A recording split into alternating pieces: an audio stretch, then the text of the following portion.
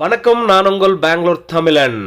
நம்ம இன்னைக்கு eggless sweet potato pancake செய்ய போகிறோம். ஆமாங்க, ரொம்பவே அருமையாக இருக்கும் சாப்பிட்றதுக்கு. நீங்களும் இதே மாதிரி செய்யணும்னு இந்த வீடியோ முழுசாக பார்த்து செய்யுங்க. ரொம்பவே சூப்பராக வரும்.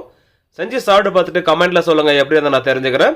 அப்படியே நம்ம சேனலை சப்ஸ்கிரைப் பண்ண பார்த்தா சப்ஸ்கிரைப் பண்ணிட்டு பக்கத்தில் பெல் ஐக்கானை கிளிக் பண்ணிவிட்டு ஆல் என்ற பட்டனை கிளிக் பண்ணிவிடுங்க. அப்போ தான் அடுத்தடுத்து போடுற வீடியோ நோட்டிஃபிகேஷனாக வரும் உங்களுக்கு.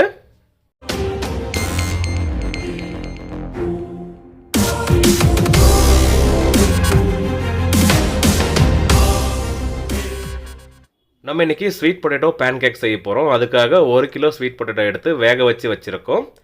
தண்ணியெல்லாம் வடிச்சிட்டு அப்படியே வச்சிடலாம். நல்லா சில்லுன்னு ஆறி வரட்டும். அதுக்கப்புறம் அதோட ஸ்கின்னெல்லாம் ரிமூவ் பண்ணிடலாம். இந்த மாதிரி முழுசாக சுத்தம் பண்ணதுக்கப்புறம் அதை ஒரு மிக்ஸி ஜாரில் போட்டு அரைக்கணும். அதுக்காக ஒரு மிக்ஸி ஜார் எடுத்துருக்கோம். அதில் சின்ன சின்ன பீஸாக போட்டுக்கலாம். ஒரு 2லேருந்து 3 பேட்சாக போட்டு அரைச்சிக்கோங்க. ஒரே டைம் போட்டிங்கன்னா அது மையாது. இது பால் ஊற்றி தான் அரைக்கணும், தண்ணி ஊற்றி அரைக்காதீங்க. இதுக்காக 1 லிட்டர் பால் எடுத்து வச்சுருக்கோம். நம்ம ஒரு 3 பேட்சை போட்டு அரைக்க போகிறோம். அதனால் கொஞ்சம் கொஞ்சம் பால் ஊற்றி அது கூடவே சுகர் போட்டு அரைக்கணும். இதுக்கு சுகர் எவ்வளோ எடுத்துக்கின்றதை கடைசியில் சொல்கிறேன் நான். அதாவது பேட்டர் மிக்ஸ் பண்ணுறப்ப நான் சொல்கிறேன். இப்போ கொஞ்சம் சுகர் போட்டுக்கலாம். நம்ம 3 பேட்ச்லையுமே கொஞ்சம் கொஞ்சம் சுகர் போட்டுக்கிறோம். பட் வெயிட் போட்டு எடுத்து வச்சுருக்கோம். மெஷர்மெண்ட் கண்டிப்பாக உங்களுக்கு சொல்கிறேன் நான். ஃபஸ்ட் பேட்ச் அரைச்சிட்டோம். பாருங்கள், இந்த மாதிரி பேட்டர் வந்ததுக்கப்புறம் இது ஒரு அகலமான பாத்திரத்தில் போட்டுக்கலாம். இதே மாதிரி மீதி இருக்கிறத அரைச்சி எடுத்துக்க போகிறோம். இப்போ 2வது பேட்சும் அரைச்சாச்சு. இப்போ 3வது பேட்ச் அரைச்சிட்டு நான் எவ்வளோ சுகர் போட்டுக்கணும்னு சொல்கிறேன். நம்ம எடுத்திருந்த 1 கிலோ ஸ்வீட் பொட்டேட்டோவும் பால் ஊற்றி அரைச்சிருக்கோம். இப்போ மைதா போட்டுக்கலாம். இதுக்கு 400 கிராம் மைதா எடுத்திருக்கோம். பேக்கிங் பவுடர் போட்டுக்கலாம் 1 டீஸ்பூன் அளவுக்கு. இப்போ இதை நல்லா மிக்ஸ் பண்ண ஆரம்பிக்கலாம் ஒரு விஸ்க் வச்சுட்டு. நம்ம இதுக்காக எடுத்துருக்கிறது 400 கிராம் மைதா, 1/2 கிலோ சுகரு, 1 லிட்டர் பால் எடுத்திருக்கோம். இப்போ தண்ணி கொஞ்சமாக சேர்த்துக்கலாம். தேவைக்கு ஏற்ப சேர்த்து மிக்ஸ் பண்ண போகிறோம். அது எந்த அளவுக்கு பேட்டர் இருக்கணுன்றதை நான் காமிக்கிறேன். அந்த அளவுக்கு தண்ணி சேர்த்து மிக்ஸ் பண்ண போகிறோம். உங்களுக்கு தண்ணி சேர்க்க விருப்பம்லாம் அந்த இடத்துல பால் சேர்த்துக்குவாங்க. இப்போ பாருங்கள், இந்த அளவுக்கு திக்னஸ் இருந்தால் போதும் இந்த பேட்ரு.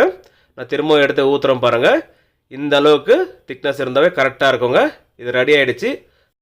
இந்த பேட்டரை மிக்ஸ் பண்ணுறப்ப தவா சூடு வச்சுருந்தோம், அதுவும் சூடேறி வந்துருச்சு. இப்போ அந்த தவா மேலே லைட்டாக எண்ணெய் போட்டுட்டு, அதாவது ஆயில் கொஞ்சமாக தெளிச்சிட்டு இந்த பேட்டரை எடுத்து ஒரு கரண்டி ஊற்றிக்கலாங்க. அப்போ கரெக்டாக இருக்கும். நம்ம எப்படி ஊற்றுறோமோ அதே மாதிரி ஊற்றுங்க. தோசை மாதிரி ஸ்ப்ரெட் பண்ணாதீங்க, அப்படியே விட்டுருங்க. கரெக்டாக இருக்கும். நம்ம செய்கிறது ஒரு 50 பீஸ் அளவுக்கு செய்கிறோம். இப்போ எடுத்துக்கிற குவான்டிட்டி கரெக்டாக இருக்கும் 50 பீஸுக்கு. நம்ம செய்கிற இந்த ஸ்வீட் பொட்டேட்டோ பேன் கேக்கு உங்களுக்கு சுகர் போட விருப்பம் இல்லைனாக்கா ஜாகரி கூட போட்டுக்கோங்க, இல்லை நாட்டு சக்கரை போட்டுக்கோங்க. டேஸ்ட்டு பார்த்து தேவைக்கேற்ப சேர்த்துக்கோங்க. இதுவே நம்ம பல்காக செய்கிறதுனால பெரிய தவாவில் ஊற்றி எடுத்துகிட்டு இருக்கிறோம். வீட்டில் செய்கிறப்போ சின்ன பேனில் செய்கிறீங்கனாக்கா ரொம்ப நல்லா வரும். அதாவது நான்ஸ்டிக்கில் செய்கிறப்போ அதோட கலர் அருமையாக இருக்கும். பார்க்கும்போதே சாப்பிட்ணுன்னு தோணும். ஸோ நம்ம அதிகமான குவான்டிட்டியில் பெரிய தவாவில் ஊற்றிருக்கோம். இப்போ அந்த பபுள்ஸ் வருது பார்த்திங்களா, இந்த மாதிரி வந்தால் தான் கரெக்டாக வேகும். அது ஃப்ளேம் மீடியம் ஃப்ளேமில் வச்சுக்கோங்க. அப்படியே திருப்பி போடலாங்க. இந்த கலர் வந்தாவே போதும், பர்ஃபெக்டாக ரெடி ஆகிடும். அது சாஃப்டாக இருக்கும். இந்த பேன் கேக்கை திருப்புறப்போ எல்லா பக்கமும் எடுத்து விட்டு திருப்பிங்களன்னா கட் ஆகாமல் சூப்பராக வருங்க. எக்கு போட்டிருந்தா இன்னும் நல்லா வரும். பட் எக்கு போடலையே, ரொம்ப சாஃப்டாக இருக்கும்.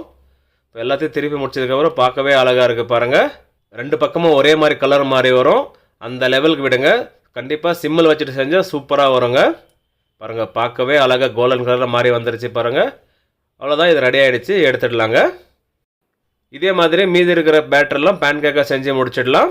ஓகே மக்களே, நம்ம செஞ்ச இந்த sweet potato eggless pancake recipe உங்களுக்கு பிடிச்சிருந்தா கீழே லைக் பண்ணிட்டு அப்படியே இந்த video friends and family member கூட ஷேர் பண்ணிட்டு சப்போர்ட் பண்ணிட்டு வாங்க. நீங்களும் சப்ஸ்கிரைப் பண்ண பார்த்தா சப்ஸ்கிரைப் பண்ணிட்டு பக்கத்துலேயே பெல் ஐக்கானை கிளிக் பண்ணிட்டு ஆல் என்ற பட்டனை கிளிக் பண்ணுங்கள். அப்போ தான் அடுத்தடுத்து போடுற நோட்டிஃபிகேஷன் வரும் உங்களுக்கு. Thank you so much. Bye.